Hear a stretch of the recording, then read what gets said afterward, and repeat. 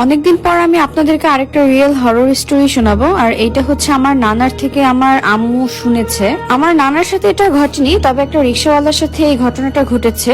ওই লোকের রিক্সা আমার নানা উঠেছিল, তখন ওই লোকটা আমার নানার সাথে এটা শেয়ার করেছিল। মাঝরাতে রিক্সাওয়ালাটা রাস্তায় যাত্রীর জন্য অপেক্ষা করছিল। তখনই রিক্সাওয়ালাটার কাছে একটা লোক আসে, আর ওই লোকটার হাতে ছিল কাফনের কাপড়ে মোড়ানো একটা ছোট্ট শিশুর লাশ।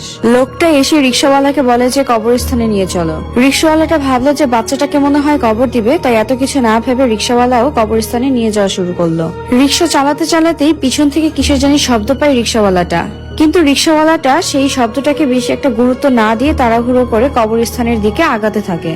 কবরস্থানে পৌঁছানোর পর রিক্সাওয়ালা যখন ওনাকে রিক্সা থেকে নামতে বলে, তখনই রিক্সাওয়ালাটা ওই লোকটার দিকে খেয়াল করে দেখে যে লোকের হাতে যে লাশটা ছিল ওই লাশটা হচ্ছে অর্ধেক খাওয়া, আর লোকটার মুখে অনেক রক্ত লাগানো ছিল। এরপরে লোকটা রিক্সা থেকে নেমে কবরস্থানের ভিতরে ঢুকে যায়। রিক্সাওয়ালাটা তখন অনেক সাহস করে কবরস্থানের ভিতরে দেখতে থাকে, আর তখন রিক্সাওয়ালাটা দেখতে পায় যে ওই লোকটা কবরস্থানের ভিতরে ঢুকিয়েও বাকি লাশটুকু খেয়ে ফেলছে। তখন ওই রিক্সাওয়ালাটা অনেক ভয় পেয়ে যায় আর তাড়াহুড়ো করে কবরস্থান থেকে চলে যায়। তাহলে লাশ খেয়ে ওই মানুষটা আসলে কি ছিল?